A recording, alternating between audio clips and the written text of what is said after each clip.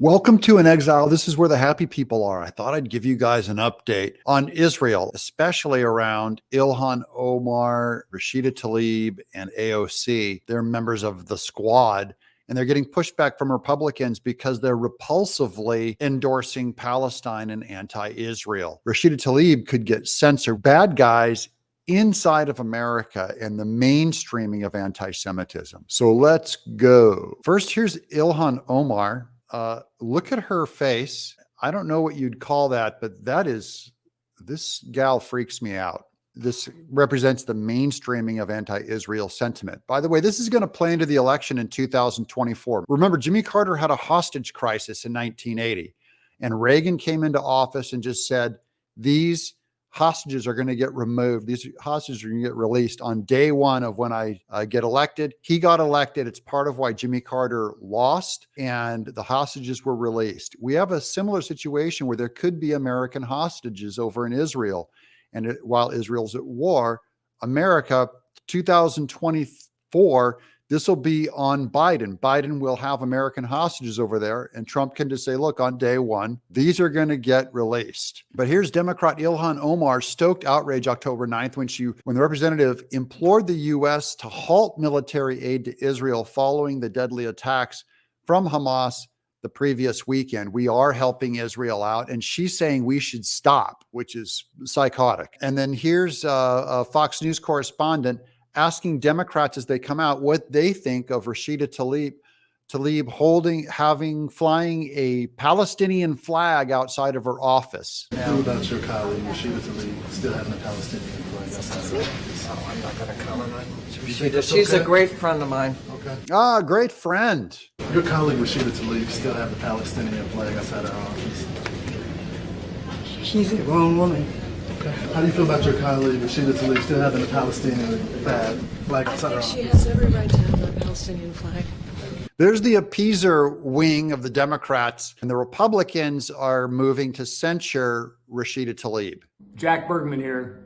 I just introduced a resolution to censure Congresswoman Rashida Tlaib of Michigan. But her longstanding history of anti-Semitic and racist rhetoric towards Israel cannot go unchecked. Hamas, Hezbollah, and other terrorist organizations operating within Gaza and the West Bank share one goal: to eliminate the state of Israel.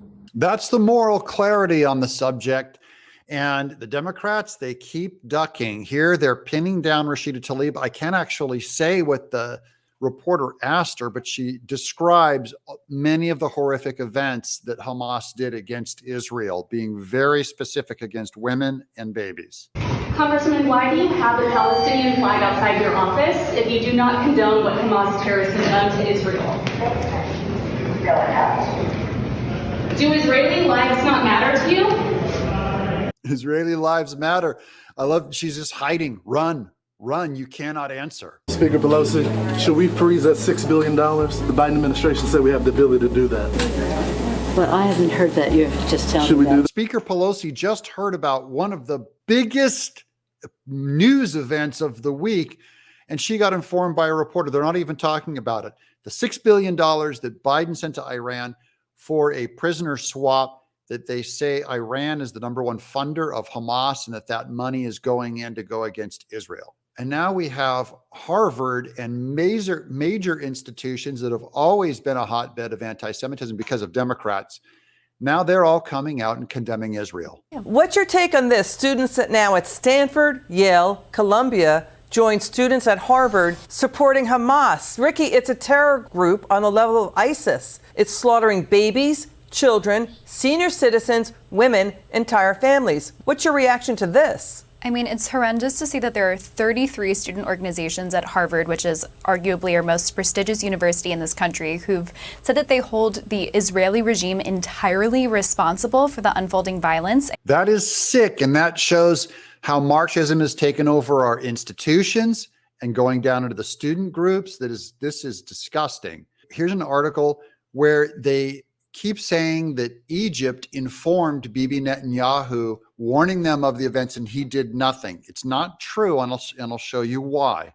GOP Congressman Michael McCall contradicts Benjamin Netanyahu by saying Egypt did warn Israel 3 days before Hamas terror attack. This is a claim by Egypt, and Egypt has always played our media and our people for fools on this front. It is a lie that they warned Bibi. This is anti-Semitism coming from GOP Congressman Michael McCall. There seems to have been an intelligence failure. We're not quite sure how we missed it. We're not quite sure how Israel missed it, McCall said. Now, he is not talking from a place of knowledge because he's only saying all he knows is they missed it. There's no way you can know that he missed it. He never got a confirmation on that. This is speculation trying to blame Netanyahu for this thing. Bibi Netanyahu actually said his office called the reports that the Egyptians had warned them as fake news in a tweet sent out Monday. This actually makes the most sense because Israel would find it actionable. They're getting thousands of leads, every day. They're all listening to chatter. So is our intelligence listening to all the chatter. And they didn't get any actionable offense because why would Egypt, an ally, not tell us? We have bases in the area that could have gone and helped. So it's ridiculous that they would have just magically called Netanyahu that he's not aware of. Okay. So just so you know, this is how the media is spinning it, trying to blame Israel. We stand with Israel. We pray for Israel. We condemn Hamas. That is the clear thinking on this thing. It's easy to tell who the good guys and the bad guys are, guys. It's not hard unless you're a Democrat. Like, subscribe, share. I'm Doug in Exile.